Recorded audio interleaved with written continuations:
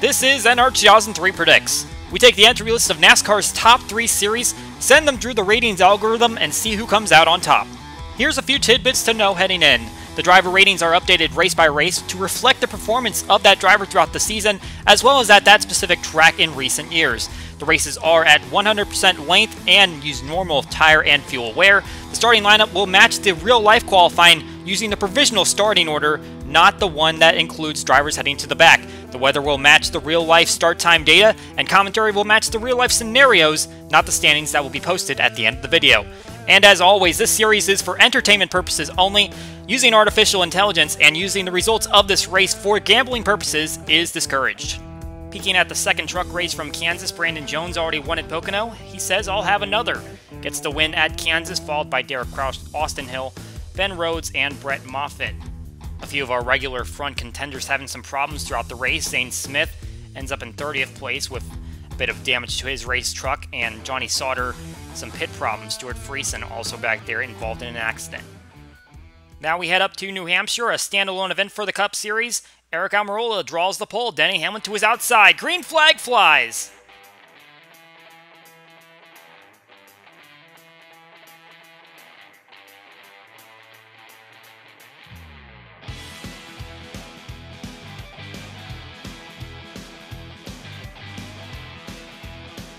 And the 10 car was ready to go. He rockets out through turns 1 and 2 in front of Denny Hamlin, still seeking out his first victory of the season. Had a lot of laps led at Kentucky, wasn't able to close out the deal.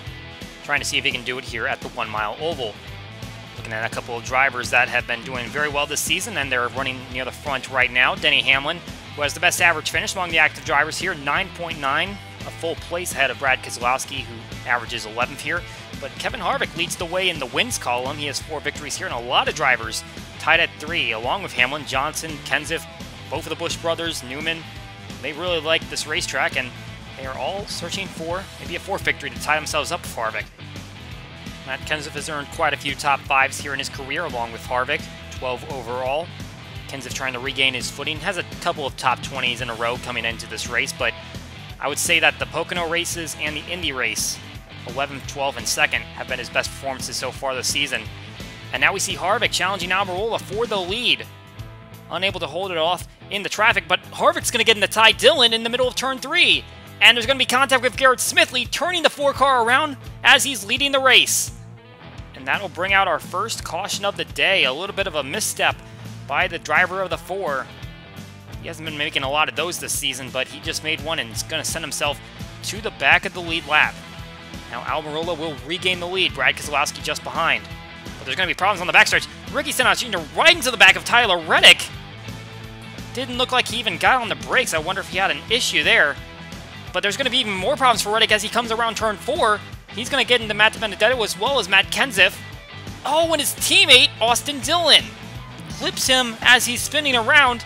And that's going to take both of the RCR cars out of the race and send them to the back of the results. Man, what a tough break for those 2 drivers, especially Tyler Reddick, who's trying to fight himself into a playoff spot. We get to the restart, and we see Denny Hamlin trying to challenge Almirola for the lead. Coming up on the end of the stage, and this could be a big move for the 11 car, trying to see if he can get those stage points. Seeing Jimmy Johnson here leading the way in top 10s, 22 total. He's having an okay day right now, but he really needs to get a top 10, top 5, heck, even a win, because he's in a precarious position of maybe not making the playoffs in his final season of competition. As we come to the end of stage 1, Denny Hamlin going to lead the way. Brad Keselowski, Kurt Busch, Eric Almirola, Joey Logano going to make up the top 5 in stage 1. Kevin Harvick, after his accident, is not going to gain any stage points this time. Keselowski, though, is going to be the first one off pit lane. It looks like there might have been a bit of varying strategy as Denny Hamlin has gone a few positions behind. However, he'll stay in that pack, but he's kind of fallen behind the 2 leaders. Now Keselowski and Kurt Busch pulling away from Kyle Busch at 3rd place. He has led the most laps here among the active drivers and still looking for that first victory. And the accident that Tyler Reddick had in stage 1 is very welcoming for William Byron, who comes in as the bubble spot in the playoffs, and he was leading Reddick by 10 points. But right now, Reddick in last place, only going to get 1 point. But Byron has a chance to capitalize and try to extend his run in the bubble. Eric Jones trying to fight his way inside. He is the next driver behind Reddick, 12 points behind Byron. Having a solid day right now, but he is definitely going to try to get away from the 8 car after he has his issues. Joey Logano trying to work his way up the field. Got 2 victories heading into the pandemic break and hasn't had any since. 35th at Kansas, involved in an accident. He's really looking for some better performances, but he's going to get caught up in an accident. Joey Gase bounces off the wall. John Hunter Nemechek also involved, but Joey Logano hits the inside wall with his back end. Logano will stay on the lead lap. Still there in 10th place. Several drivers have gone a lap down, but that is definitely going to affect his race car. We'll see if he can actually pull up some spots in this final stint. But we have problems here on the restart. Newman gets in the Yaley, and Jimmy Johnson plows into him. So does Timmy Hill. But for the 48, who's really trying to contend for points, that is a big blow to the Hendrick team. Oh, that's a big problem for Johnson. He will stay in the race, though, but they're going to have to do some extensive repairs, and they're going to try to keep him in there.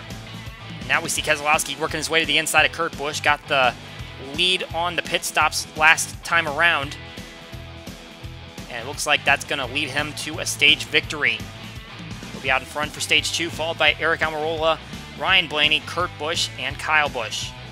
See Logano still there in 10th place. Harvick has worked his way into 7th place after being involved in an accident, a little bit of his own doing earlier in stage 1. Keselowski will lead the way on the restart. Almirola still in tow and trying to stay within earshot. As we mentioned, still looking for that first victory and was doing really well at Kentucky. But now he's got a little bit of a challenge from Ryan Blaney. And it's looking like it's about to be a Penske 1-2. Blaney's had some good runs at Texas and Kentucky since getting that victory at Talladega. And give props where they're due. 3rd in the standings, just behind his teammate Keselowski and Logano in 6th place. So all the Penske cars running pretty well in the standings. As we see, Harvick is still trying to work his way up, and he's in the top 5 position now. Has gotten by Martin Truex Jr., trying to work his way around lap traffic. Doing well to recover from his incident earlier on. Oh, and now there's problems here in turn 3 as Jimmy Johnson gets into Ryan Newman. And that's going to be some fatal damage for the 6 car as the 48 pulls away. I hope that wasn't too much of an intentional act, as he was kind of involved in a problem that Newman was a part of. But they'll take the restart, but we'll be right back to caution as Logano and Bowman get into each other on the front stretch, coming out of turn 4. Oh, and another shot for Johnson as he gets into Corey LaJoie, who was trying to get around the 22 car. And there's suddenly a wreck fest here at the racetrack, trying to see what we can do to get to the end of this one. Riding on board Martin Truex Jr., who's worked himself into 3rd place. Trying to get a good run going here. Oh, another issue. This time it's Brennan Poole bouncing off the wall, getting into Cole Custer, and then it's going to get hit from Christopher Bell, sending the 41 around. 3 rookies tangling up there, and 41's going to get the worst of it. Keselowski's going to have to deal with another restart and try to see if we can do the shootout in front and keep everyone behind him, and he really gets a good advantage here. And that might be the one that seals the deal, as long as they can stay under green flag conditions and not bunch up once again. They shouldn't have to make another pit stop. And now Keselowski will take the white flag, and the next lap is going to end the race. Keselowski already a 2-time winner this season at Charlotte and Bristol, 4 top 10s in a row coming into this race. He has a victory here, came all the way back in 2014, the July race, when we ran twice here per season, and right now Keselowski has an advantage on the field. Victory's already in hand, but this is only going to add to his playoff points and possibly get him a better run, a deeper run in the playoffs. Coming off of turn number 4, Brad Keselowski going to win here at New Hampshire.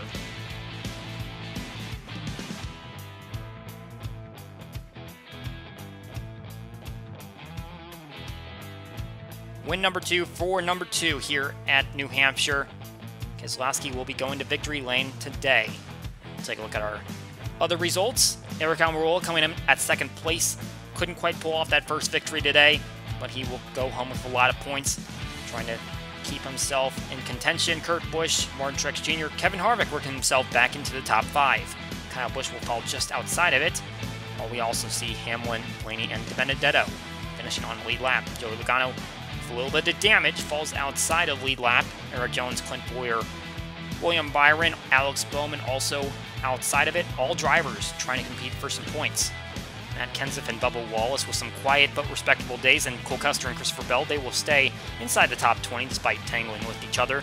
Jimmy Johnson, though, that's not a good finish for him, 22nd, 4 laps down. The damage was really extensive, and he is going to suffer in the points for it. Ricky Stenhouse Jr. also had some brake issues, it looked like, as he plowed to the back of Tyler Reddick, who's going to finish last. Austin Dillon, his teammate who plowed into him, is going to finish only 1 spot better than him. We also had some engine issues for Chris Buescher and Chase Elliott that dropped them out of the race. That is it for NR 2003 Predicts. We hope you enjoy the race, and we will see you all next time.